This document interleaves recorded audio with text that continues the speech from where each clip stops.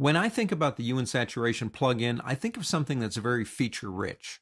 For example, we could turn an image into something more akin to grayscale, desaturating it. That's pretty common. We can change the color set of the image and switch them around and even tint the image, maybe to give it the appearance of age, a brown or a sepia tint. One of the areas that I find the most valuable, though, is the ability to adjust the colors in an image based on their original color set. With that said, let's do this. Let's come down here and pick up that old half moon icon and go into Hue and Saturation. Work smart with adjustment layers.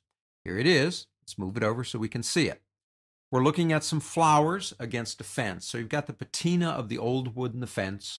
You've got the kind of reddish look of the flowers. They get a little bit more yellowish on those other parts. I call the other parts of the flower down here. You've got the greens up here. You've got different colors. Watch what happens when I go into, from master, change that. Go from master, go to reds. And watch what happens when I pull down the saturation now. It only impacts those red areas. Everything else is left alone. Now we can take that even further by doing something like this. Change the hue. You want a different color flower, you can have a different color flower.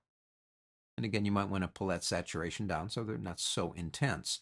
That's the beauty of choosing a particular color and then manipulating it. Now, something else happened. These came to life down here. These eyedroppers were not available until we went into reds. And we see the color information down here where we're working on this gradient. I can do two things here to adjust it further. For example, I want to include these areas in what's going on up here. I want to add colors.